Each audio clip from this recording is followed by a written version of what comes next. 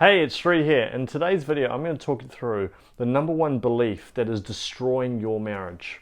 Now, before we dive in, I just want to let you know that, if you're going through a really difficult time in your marriage, whether you're facing separation, going through a separation, and have been on the receiving end of infidelity, I know that it is the most painful experience that you're going through right now. My heart goes out to you. I hear from women every single day who are going through these challenges, and I know how difficult it is on all levels. And so if this sounds like you, so if you're needing some help and you'd like to speak to me personally, then all you need to do is in the description section below, just click on that link which just says book a call with me. Just click on that link, choose a time that works for you, and then I'll contact you just so I can learn a little bit more about your situation and figure out a strategy that we can help you to move forward and progress and really save your marriage, but also heal from within as well. And make sure you hit that subscribe button below and click on that bell notification as well, so that every week you get access to my latest videos teaching you specifics on how you can go about saving your marriage after infidelity and if you're going through a separation. And in particular, make sure you learn lots about male psychology as well, because so many marriages fall apart because they don't quite understand the differences between men and women. Now, I speak to women every single day who are going through really challenging times in their marriage, and I'm always trying to look at little patterns and understand what's the differences between marriages that are going incredibly well and the ones that aren't. And what I always put it down to is psychology to start with. When we understand that in any area of our life, that our psychology makes up 80% of our ability to succeed in that area, and the remaining 20% is the actual strategies and the behaviors that we engage in on a daily basis. Once we understand that, we can actually really get to the bottom of what is it that's actually causing those issues. And the one belief that I've noticed that ruins marriages is the belief that they're not good enough. You know, that belief where it's just sitting inside of you regularly and you're feeling like you're just not enough for your husband, you feel like a failure, you feel like, that's all you're deserving of, the poor treatment, the negativity, all of the experiences that you're having, that there's a part of you that feels, well, that's just what I expect because I'm just not good enough. Sound familiar? If you are feeling like that, my heart goes out to you, because I too used to hold on to that belief that I wasn't good enough as well. And my life just didn't quite pan out in the way that I wanted to until I was actually able to heal it. Now, I just want to quickly explain to you 3 reasons why that belief of not being good enough has such a massive impact on your life, not just in your marriage, but also in the greater context of your life as well. Now, the first reason is that it lowers your standards.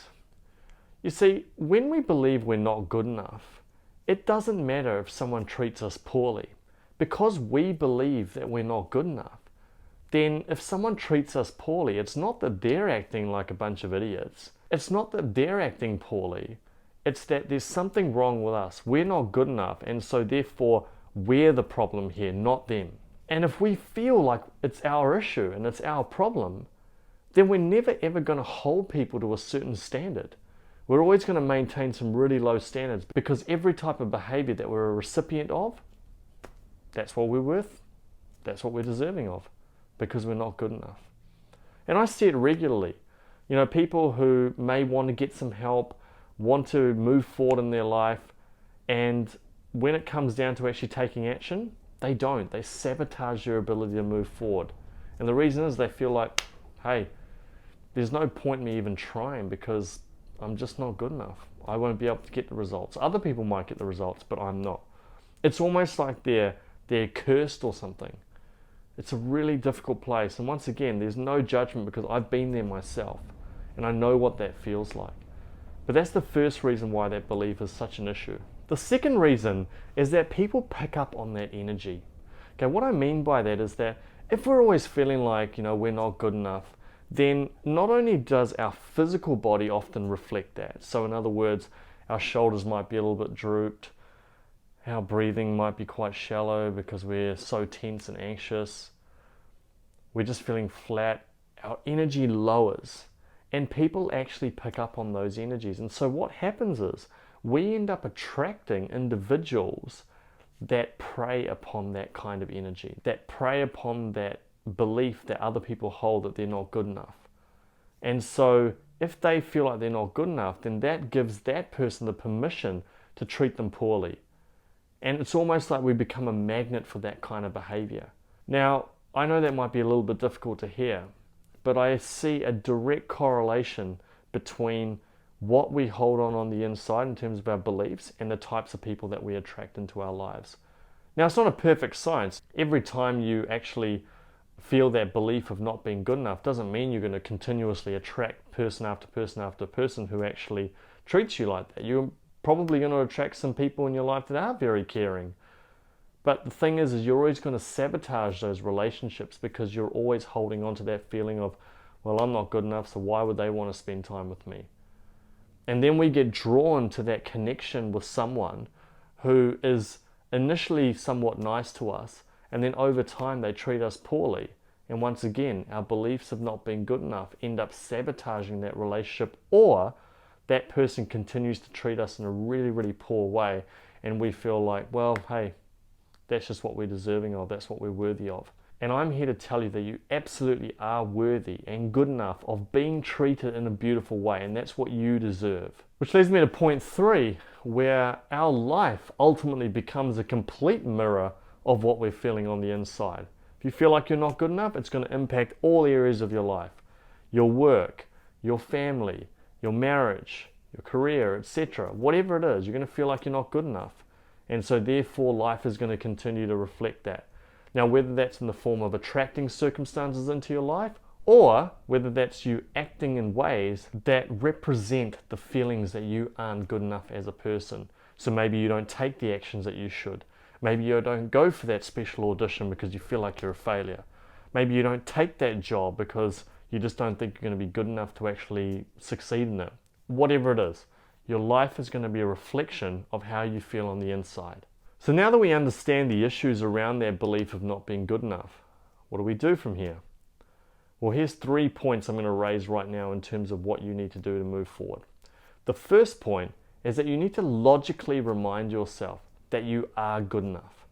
Now just think about this for a second. For those of you who have a spiritual belief of some sort, whether that's in God or the universe, whatever, do you think that some individuals were just, cursed or jinxed when they were born, and God or the universe said, no, actually we don't think you're good enough, so you just continue to have those crappy experiences, and you over there, you are wonderful and you're going to have all the lovely experiences? Absolutely not. All of us, each and every one of us, is good enough. But we've learnt this lie. We've created this false belief on the inside based on a lot of the time our experiences that we may have had over the years. And what's happened is as youngsters, we may develop this belief, but as we get older, we still carry on that same belief. And we've told ourselves a lie, and we never really had maybe the role models or the people around us to reaffirm to us that we are enough just as we are. So we hold on to it, and it just keeps stacking and stacking on top of each other. And so before you know it, 10, 20, 30, 40 years have gone, and you've had all of these negative experiences and nothing to really demonstrate over a consistent period of time that you are enough. And the issue is because we hold on to this belief at the deepest level, then we just continue to act from that place. We've got poor foundations. So you have to remind yourself logically and reaffirm to yourself every day that you are enough. And even if you just stand in front of the mirror, or just if you're driving to work or wherever it is, just tell yourself, I am enough just as I am. I am perfect in my own imperfection.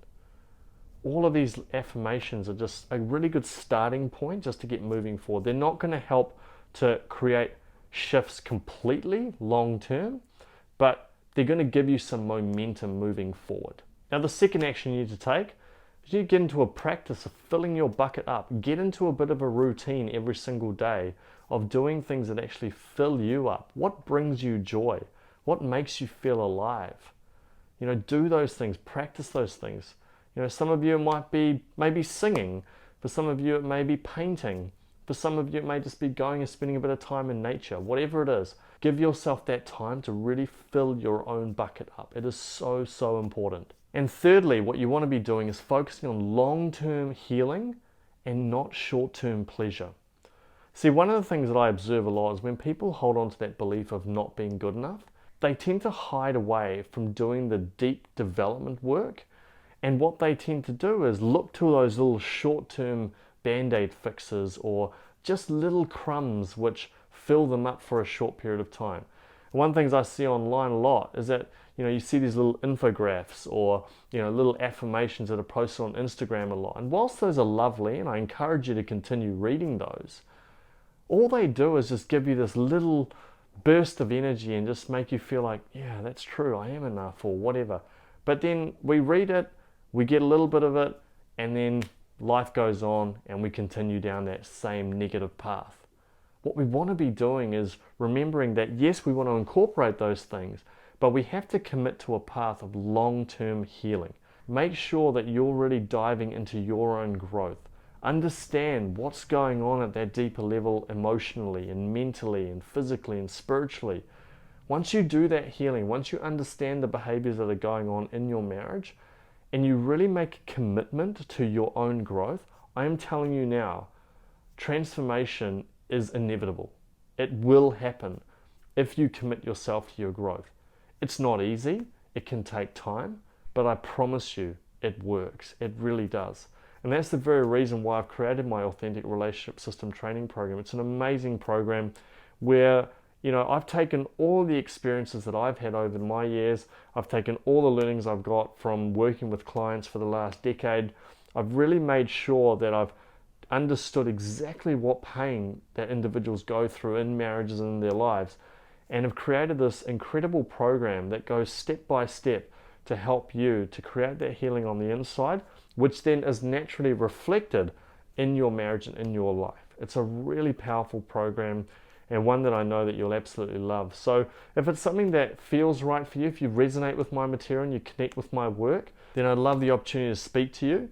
All you need to do is in the description section below, just click on that link that says book a call with me. Just click on that link, choose a time that works for you, and then I'll speak to you at that scheduled time just so I can learn a little bit more about your situation, just see if it's the right fit for you. If it is, then we can work through the details. If it's not, then I'll make sure I give you a couple of tips and tricks and just really help you to move forward on your journey, because I want nothing more than healing for you. And I really want to make sure that you're committing yourself to long-term healing and not just short-term pleasure. Thank you so much for watching this video. If you've liked it, make sure you hit the like button below. If you want to get more videos like this, hit that subscribe button. And do let me know what your biggest takeaway is from this video as well. I always love hearing the comments and the questions, and I'll make sure I respond to every single one of them. And if you want to learn how to recover from infidelity, click this video above. And if you want to learn why men give off mixed messages, click this video above. Thank you so much, and I'll talk to you in the next video.